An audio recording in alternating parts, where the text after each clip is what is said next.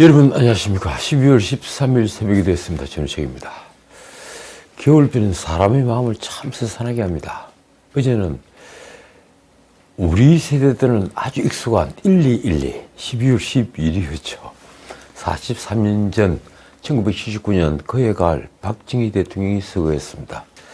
그리고 한 달 반이 지났을 때 우리는 또 한 장의 신문 호해를 보았습니다. 그게 바로 1212입니다. 세월이 참 많이 흘렀습니다. 이 많은 분들은 저와 다른 의견이겠지만 순수하게 경제적 측면만 본다면 대한민국은 전두환 정부 때 가장 비약적인 발전을 했습니다. 그리고 그 발전은 아웅산에서 순직한 김재익이라는 걸출한 경제 테크노크라트 덕분이기도 합니다. 그런데 지금 경제 부채에는 그런 전문가가 보이지 않습니다. 한국은 인도네시아, 나이지리아에도 밀릴 것이다. 이게 무슨 소리인가 싶죠? 글로벌 투자은행, 그리고 IB은행, 이 골드만삭스가 인도네시아와 나이지리아 등 인구 대국이 급성장을 하면서 2050년에는 한국의 경제 규모가 세계 15위권 밖으로 밀려날 것이라고 전망했습니다. 그러고 보니 제가 한창 경제 공부를 하던 한 15년 전이죠. 이 무디스가 2050년에 한국은 세계에서 두 번째 잘 사는 나라가 될 거라는 장밋빛 리포트를 썼던 게 기억이 납니다. 근데 조건이 하나 붙었죠. 재정 건전성을 확보를 했을 때다. 그런데 우리는 그 재정 건전성이 완전히 무너졌습니다. 어떻든 이번 골드만삭스의 이런 예언은 조건이 붙어 있습니다. 나이지리아, 파키스탄, 이집트와 같이 급속한 인구 증가가 예상되는 신흥국들이 적절한 정책을 펼친다면 경제 대국이 될 수 있다. 아프리카의 나이지리아도 아주 대표적이죠. 지금 나이지리아는 아주 경제적인 그 기본 파워, 이것이 아프리카에서 최고라고 합니다. 그런데 그걸 이제 앞으로 어떻게 살려내느냐, 그것이 나이지리아의 미래와 연결되어 있습니다. 어쨌든 이 보고서에 의하면 인도네시아는 2050년 세계 4위 경제 대국이 되고 한국은 올해 12위에서 15위권 밖으로 밀려납니다. 이 리포트가 예상하는 2050년 세계 5대 경제국 순서가 재밌더군요. 중국, 미국, 인도, 그리고 인도네시아, 독일입니다. 중국과 인도 완전히 인구로 세계 경제 대국이 되는 겁니다. G1 그리고 G3 중국과 인도. 그 미국은 G2. 그렇죠. 인구가 한 13억 되면 볼펜 한 자루씩을 팔아도 13억 개를 파니까 내수기업으로도 대기업이 되고 재벌이 되는 겁니다. 어쨌든 내년 우리 경제는 어둡습니다. 이 국회 안에 경제학자들 몇몇 분 있죠. 경제학자들이 국회의원이 된 겁니까? 아니면 국회의원이 경제 공부를 한 겁니까? 이 경제학자들. 국회의원이 된 분들인데 이분들도 삼고시대 퍼펙트 스톰을 걱정을 했습니다. 그래서 복합 경제위기를 걱정하고 있다는 신문 기사가 나왔습니다. 우리 경제에 혹한기가 몰아칠 수 있다는 것입니다. 가장 어려운 곳이 바로 중소건설사들. 분양이 막히면서 이른바 돈맥경화라고 그러죠. 분양이 막히니까 돈줄이 쫙 다 막혀버린 겁니다. 돈맥경화까지 겹쳐 존폐기로에 쓴 건설사가 한둘이 아닙니다. 그중 유명 건설사들이 꽤 많이 있습니다. 정부는 50조가 넘는 자금을 투입하고 있지만 중소건설업계에서는 잿빛 전망입니다. 이처럼 이 부동산이 경착륙하면서 집값 폭등했다고 난리가 났었는데 그것이 연착륙을 한 게 아니라 경착륙을 하면서 우리 경제는 어디 하나 성한 곳이 없는 것처럼 보입니다. 경제가 활성화될 곳이 눈에 띄지 않는 것입니다. 그런데 정부가 내놓은 법인세 최고세율 인하, 이게 이제 작심하고 내놓은 아이디어죠. 근데 법인세 최고세율 인하 등 경기 대응 정책이 국회에서 거대 야당 민주당의 벽에 딱 부딪혔습니다. 언론은 국내 주요 기업들이 희망퇴직, 경비 절감 등 구조조정에 착수하면서 우리 경제에 초저성장 쇼크가 올 수 있다는 기사가 떴습니다. 다음은 언론 보도 내용입니다. 재계에 따르면 HMM은 최근 근속 10년 이상의 직원 20명에게서 희망퇴직 신청을 받았습니다. 근속 10년 이상이면 한창 아이들이 지금 그 중고등학교를 다니거나 대학교를 다니기 때문에 교육비가 한창 많이 들 때입니다. 하반기 들어 물동량이 급감하면서 해운 운임이 80%가량 떨어졌죠. 그래서 내년부터 HMM 같은 해운사들의 적자 가능성이 아주 높아졌기 때문입니다. 삼성전자는 우리나라에서 제일 잘 나간다는 삼성전자는 최근 출장과 그리고 사내 행사, 소모품 경비를 감축하며 마른 수건 쥐어짜기에 나섰습니다. 아낄 수 있는 것은 다 아껴라. 현대차도 9조 2천억 규모 연간 투자 계획을 3천억 원 가까이 줄였습니다. 현대 오일뱅크는 3,600억 원 규모 신설 투자 계획을 아예 중단을 했습니다. 기업들이 경영 방침을 성장에서 생존 모드로 바꾼 것입니다. 언론은 내년 우리 경제 전반에 한파가 몰려올 것이라는 공포 때문이라고 썼습니다. 기업들에게 그 공포가 여실히 느껴진 겁니다. 실제 한국은행이 내놓은 내년 경제 성장률은 1.7%이지만 이건 솔직히 말해서 우리 희망사항입니다. 민간 대기업 소속 경제연구소나 글로벌 투자은행, IB들은 대부분 내부적으로 이보다 훨씬 낮은 1%대 초반 성장률을 예측합니다. 심지어 1%를 공언하고 있는 경제연구소들도 있습니다. 저는 이 윤석열 정부가 출범했을 때 노동계획과 세제계획 그리고 공공계획을 최우선 계획으로 보았습니다. 이거 빨리 수립해야 된다. 취임과 동시에 특히 노동계획은 대통령이 직접 나서서 해야 된다. 그렇게 믿었습니다. 그 다음 연금계획과 교육계획 등이 뒤따라야 한다고 믿었죠. 제가 이 방송에서 수차 말씀드렸죠. 그런데 윤석열 정부는 노동계획을 해야 할 타이밍을 놓쳤습니다. 그나마 대통령이 직접 나서지도 않았습니다. 윤석열 정부는 세제계획은 언급조차 하지 않고 있습니다. 그러니 이 종합부동산세, 종부세 같은 세계에서 딱 하나뿐인 세금이 여전히 위세를 부리는 것입니다. 정부도 법인세를 비롯해 세금 감면 확대 등 감세 정책을 펼 생각이지만 초부자, 초대기업 감세 반대한다. 이 초부자 대기업 감세 반대한다. 다시 말해 초부자 특혜 프레임을 앞세운 민주당의 반대로 손을 놓고 있습니다. 민주당은 법인세 인하와 관련해서 어떤 협상 움직임도 없습니다. 법인세를 인하해 경기 침체로 꽉 막힌 기업이 투자 여력을 되살리자는 의견은 묵살되고 있습니다. 민간 주도 경제에서 경제 활력을 불어넣을 방법은 법인세 인하가 첫 번째입니다. 만약 법인세 인하가 안 되면 외국 기업이나 유통 기업의 국내 유치는 없습니다. 어느 기업도 유턴하려 하지 않겠죠. 그리고 외국 기업의 투자도 딱 멈춰버립니다. 특히 이 법인세 문제는 늘 우리와 이 경쟁 국가가 있습니다. 캐나다, 홍콩, 네덜란드 이런 나라들. 외국의 투자를 유치해야만 되는 나라들. 이런 나라들과 늘 경쟁이 되는데 우리가 그중에 법인세가 가장 높습니다. 더 큰 문제는 경쟁력이 떨어진 국내 대기업들이 투자와 고용을 줄 수밖에 없는 것입니다.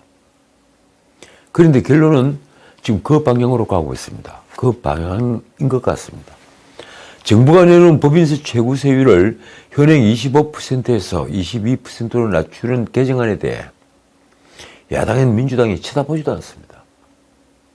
초부자 감세라는 이상한 프레임만 씌웠을 뿐입니다. 민주당 원내대변인 이수진의 말이 아주 재밌습니다. 윤석열 정부와 국민의힘은 민생경제의 어려움 속에서도 100여 개의 기업의 이익을 우선하는 초부자 감세를 밀어붙이고 있다. 이거 착각하기 굉장히 쉽죠. 근데 삼성전자에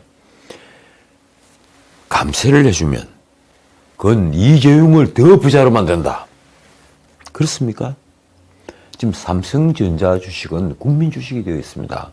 삼성전자에 감세를 해주면 대한민국의 평범한 보통 주식을 가진 동학개미들이 모두 부자가 됩니다. 민주당은 대신 지역화폐, 공공임대주택 등 자당이 강조를 해온 정확히는 이재명 표 예산을 늘리는데 힘쓰겠다고 합니다. 다만 민주당이 법인세 부분에서 하나 눈뜬 게 있긴 있습니다. 바로 영업이익 5억 원 미만 기업에 특례세율을 적용하는 조항은 찬성하겠다는 겁니다. 민주당은 이 조항만 우선 처리를 하자고 제안했습니다. 그런데 국민의힘이 이번에는 받아들이지 않았습니다. 민주당 원내대표 박홍근은 지극히 상식적인 주장을 여당이 끝내 동의하지 않고 있다고 했습니다. 박홍근 의원에게 묻고 싶습니다. 그게 왜 상식적인 주장인가요? 글쎄요. 과연 누가 더 상식적입니까? 한 예로 삼성전자가 경쟁하고 있는 회사가 바로 TSMC와 대만의 TSMC와 그리고 애플입니다. 이 반도체, 특히 파운드리 문제는 TSMC와 경쟁을 하고 휴대폰 이런 건 애플과 경쟁을 하죠. 그런데 이 세제를 비롯한 정부의 지원은 격차가 너무 큽니다. 야당 주장과는 달리 다른 국가들이 법인세율을 쏙쏙 인하고 나선 것은 무슨 이유에서일까요? OECD 국가의 평균 법인세 최고 세율이 얼마인지 아십니까? 2012년 25.3%였다가 올해 들어 23.1%로 하락했습니다. 2.2%가 평균 2.2%가 하락을 한 겁니다. 그런데 한국은 같은 기간 24.2%에서 27.5%로 올랐습니다. 이 우리 법인세율을 25%라고 알고 있는 분들이 꽤 많이 있는데요. 그건 아닙니다. 지방세 포함하면 27.5%입니다. 그러니까 23.1대 27.5 그만큼 R&D 비용이 줄어들거나 고용이 줄어들거나 아니면 배당이 줄어들 수밖에 없습니다. 매일경제 기사에 의하면 우리 법인세 최고 세율은 OECD 38나라 중에 10등으로 상위권입니다. 문제는 우리가 경쟁국인 대만의 20.0% 그리고 싱가포르 17.0%보다 너무 높다는 것입니다. 항상 경쟁 국가와 비교를 해야 되겠죠. 대만은 20.0%에 불과합니다. 그러니까 우리 삼성전자가 일단 밀리는 겁니다. 정부가 낸 법인세법 개정안은 법인세 최고세율을 현재 25%에서 22%로 낮추는 것입니다. 그러면 한 24%를 조금 넘게 됩니다. 지방세까지 합쳐서 말입니다. 거기에다가 세율 구간을 현행 4단계에서 2, 3단계로 단순하고 그리고 영업이 5억 원 미만인 중소기업, 중견기업에는 10%의 특례세율을 적용하는 내용도 포함됐습니다. 이 10%의 특례세율, 이게 민주당이 귀가 번쩍 뛴 것 같습니다. 민주당은 이것만 하자는 거죠. 어쨌든 예산안 처리가 재차 연기되면서 협상을 위한 시간이 며칠 늘어났습니다. 법정 기한은 12월 2일인데 그러니까 2주 가까이 늦은 15일이 이번에 시한입니다. 김진표 의장이 15일까지는 하자 이렇게 했죠. 여야가 15일까지 합의에 이르지 못하면 정부 원안과 그리고 민주당이 제출한 수정안이 본회의에 함께 회부가 됩니다. 이렇게 되면 수정안이 먼저 표결에 들어가죠. 그리고 수정안이 가결되면 원안은 자동 폐기됩니다. 당연히 민주당이 169명이나 되니 수정안이 가결이 되겠죠. 한편 다들 아시겠지만 이 금융투자소득세, 이 금투세도 난항을 겪고 있습니다. 금투세는 법인세와 함께 지금 이 기재위에서 가장 뜨거운 감자가 되어 있죠. 금투세는 주식 투자 등으로 연간 5천만 원이 넘는 금융투자 소득을 얻으면 부과하는 세금으로 내년 1월 시행될 예정이었습니다. 그러니 당연히 동학개미들로부터 반대가 굉장히 심했고 정부는 지난 7월 금투세 도입을 2025년까지 유예하는 법안을 발의했습니다. 다들 그렇게 믿고 있었습니다. 그런데 민주당이 뒤늦게 그것도 못하겠다고 한 겁니다. 그런데 이 문제 역시 여야는 아직 이에 대해 어떤 합의도 하지 못하고 있습니다. 자, 경제뉴스는 나쁜 뉴스만 계속 쏟아지고 있습니다. 어제 이 창업도 취업도 꽉 막혔다. 취준생 혹한기 이런 제목의 기사가 떴습니다. 그 기사 속에 중소벤처기업부에 따르면 창업자가 30세 미만인 기술기반업종 신규 창업기업 수는 지난 9월 2,043개로 2년 7개월 만에 최저치로 떨어졌다는 내용이 있었습니다. 대학을 중심으로 달아올랐던 창업 분위기가 차갑게 식은 것입니다. 한편 이 기업의 채용이 줄어들고 있는 것 같다, 이런 반응도 잇따르고 있습니다. 사람인이라는 거 아시죠? 기업 채용 알선해주고 하는 곳. 이 사람인에 따르면 올해 이 3분기 국내 주요 10개 업종 중에 건설, IT, 금융 등 8개 업종의 구인 수요가 거의 대부분이 직전 분기보다 줄었습니다. 사람인 관계자의 말이 이렇습니다. 평균적으로 이 3분기에 전분기 대비 공고가 증가하는데 올해는 대내외 불확실성이 커서 구인 공고가 하락세다. 사람을 뽑지 않는다는 얘기입니다. 결국 이런 제목의 기사까지 떴습니다.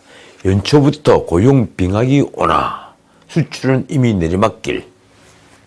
최근 경기 하강 속도가 가팔라지면서 내년 고용시장이 어려워져 한파라는 것입니다. 고용 빙하기 한파. 올해 양호했던 고용시장이 기저효과로 작용하면서 내년 취업자 수 증가 폭은 크게 둔화할 전망입니다. 더욱이 이미 마이너스로 돌아선 수출 부진에다가 고물가로 내수 위축이 계속되면서 내년 경기 침체는 본격화할 것이라는 예상입니다. 제가 늘 말씀드리던 R의 공포, 리세션, 이 경기 침체의 공포, 그 국면입니다. 언론은 올해 대비 내년 취업자 수 증가 폭은 10만 명에 미치지 못할 것이라고 합니다. 한국개발연구원 KDI는 내년 취업자가 올해보다 8만 명 늘어날 것으로 전망했습니다.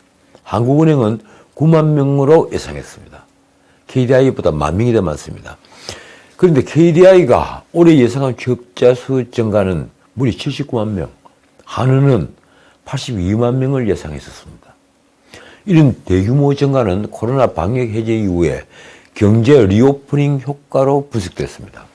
경제를 다시 되살리기 위해서 여러 군데 다시 중단했던 걸 새로 열고 하면서 사람이 더 많이 필요했던 겁니다. 내년에는 이런 리오프닝 효과가 없는 데다가 경기 둔화가 일자리 감소 요인이 된 것입니다. 그런 데다가 내년 경제 여건을 모두가 나쁘게 보고 있습니다. 내년 경제 성장률 예상치는 KDI가 1.8%, 한은이 1.7%. 그런데 대부분 기관들은 내년 우리 경제가 마이너스 0.7%를 기록한 2020년 이후에 가장 크게 둔화할 것으로 보고 있습니다. 대부분 1% 초반입니다. 어떻든 제가 말씀드린 대로 우리 경제의 동력인 수출은 이미 마이너스로 돌아섰습니다. 벌써 2달 연속 마이너스입니다. 1년 전 대비 10월에 5.7% 감소한 데 이어 11월에는 14% 줄었습니다. 한국은행은 GDP 성장률에 대한 수출 기여도가 지난해 2.5%포인트에서 올해 0.8%포인트, 그리고 내년에는 0.3%포인트로 점점 작아질 것으로 전망합니다. 거기에다 당분간은 고물가 고금리로 내년 내수도 올해보다 위축될 수밖에 없는 상황입니다. 가장 먼저 불황이 수치로 드러나는 곳은 바로 기업이죠. 국내 매출 100대 기업의 올해 3분기 영업이익은 무려 20% 이상 줄었습니다. 저도 깜짝 놀랐습니다. 정확히는 100대 기업 영업이익은 총 21조 4,493억 원으로 전년 동기, 작년 동기에 28조 4,754억 원과 비교해서 무려 24.7%가 감소했습니다. 관율 고금리, 그리고 임금 상승으로 원재료비 오르고 이자 비용 오르고 그리고 임금비가 올라서 모두 두 자릿수 비율로 증가했기 때문입니다. 전문가들은 이런 대내외 불확실성이 지속되면 내년 소매 시장은 올해 대비 1.8% 성장에 그칠 것으로 분석했습니다. 그러니까 성장하지 못한다는 겁니다. 이런 데다가 법인세 감면 법안이 지금 야당의 반대로 봉쇄가 됐으니 신규 투자는 대부분 취소되거나 연기가 되고 결국 일자리 창출도 무산됐습니다. 투자가 없으니까 일자리가 만들어질 수가 없는 거죠. 어떻든 우리는 문재인 정부에서 시작된 규제의 사슬을 풀기 위해 지금 이렇게 몸부림을 치고 있습니다. 제가 늘 말씀드리지만 탈규제, 이 탈규제와 그리고 민영화, 이 공기업들 민영화 말입니다. 이 탈규제와 민영화는 국가가 성장하기 위한 가장 기본적인 조건입니다. 이걸 설파한 분이 바로 마그렛 대처 여사죠.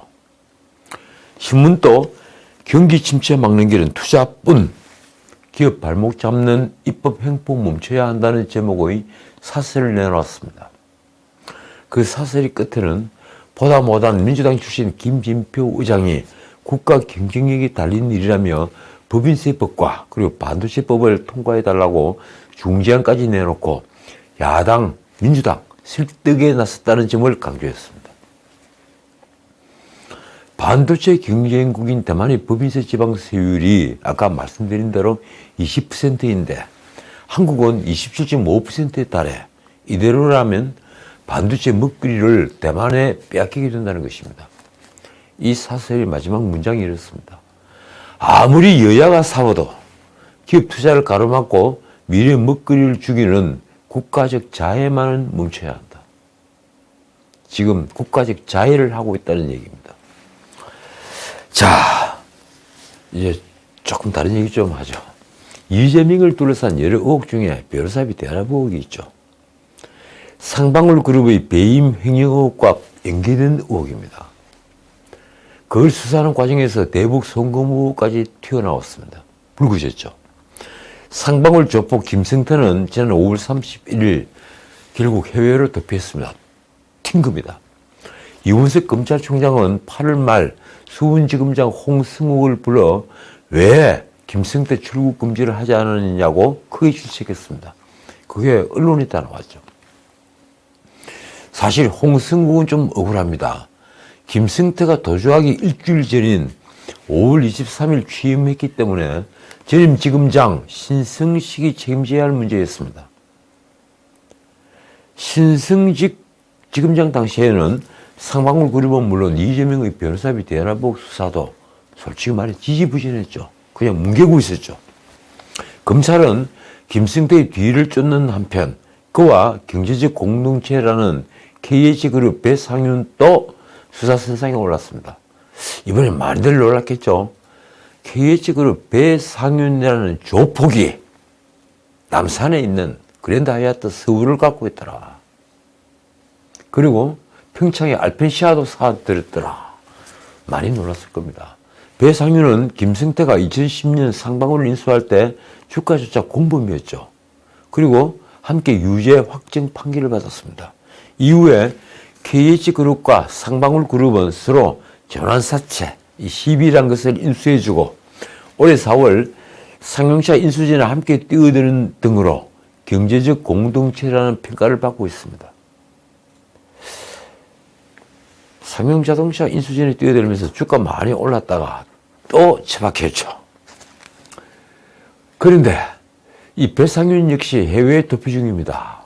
그러자 검찰의 칼끝은 배상윤 주변으로 향했는데 언론은 국내 10대 조직폭력배로 꼽히는 순호아파를 지목했습니다. 제가 지지난 방송입니까? 바로 순호아파에 대해서 말씀드렸죠. 목포 출신 신흥 조폭인데 이제 전국 조폭이 됐다고. 이 순호아파 10여 명은 2020년 10월 KH그룹이 사들였던 그랜드 하얏트 서울에서 난동을 부린 혐의로 서울중앙지검 강력부의 수사를 받고 있습니다. 검찰은 12월 2일 순호아파의 서울 합숙소를 압수수색하고 조직원 모 씨를 구속 기소했습니다. 1차 수사를 맡은 경찰은 KH그룹을 패자로 보았죠.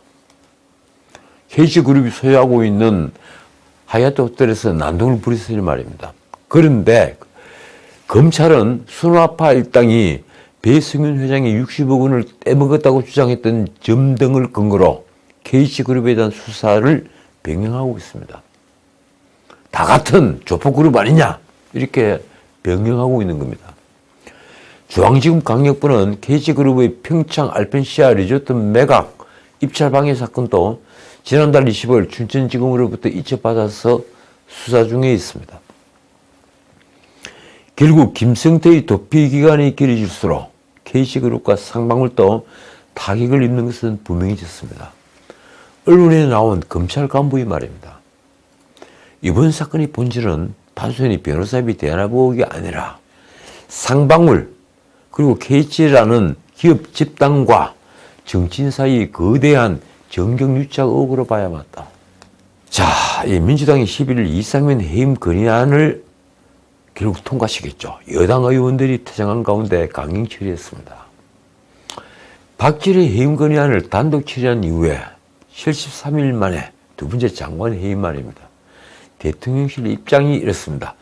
해임 문제는 진상이 명확히 가려진 후에 판단할 문제라는 기존 입장에 변함이 없다. 국조를 하든 수사를 하든 진상을 딱 밝힌 다음에 책임자를 가려서 할 문제지 지금 정치권에서 요구를 한다고 해서 응할 수 없다. 이 얘기입니다. 이재명 부대변인은 철저하고 엄정한 수사를 통해 진실을 가려내는 것이 유가족에 대한 최대의 배려이자 보호라면서 그 어떤 것도 이보다 앞설 수 없다고 했습니다. 어떻든 야당의 해임 건의안 처리는 일사불란해 보입니다. 민주당 외에도 정의당과 무소속까지 그러니까 민주당 성향 무소속까지 가담을 했습니다. 그래서 찬성 182표로 통과됐으니 말입니다. 지금 그러니 야당 성향의 표가 다 합하면 182표입니다. 국민의힘은 해임안은 이재명 방탄용이라며 본회의장에서 퇴장했습니다. 정진석은 이재명 체포와 사법처리에 쏠린 국민 관심을 분산시키고 돌리려는 것이라고 직격탄을 날렸습니다. 쉽게 말하면 이재명 방탄용이라는 겁니다. 쇼하지 말라는 겁니다. 이태원 참사 국정조사 특위 국민의힘 의원들은 항의의 뜻으로 전원 사퇴했습니다.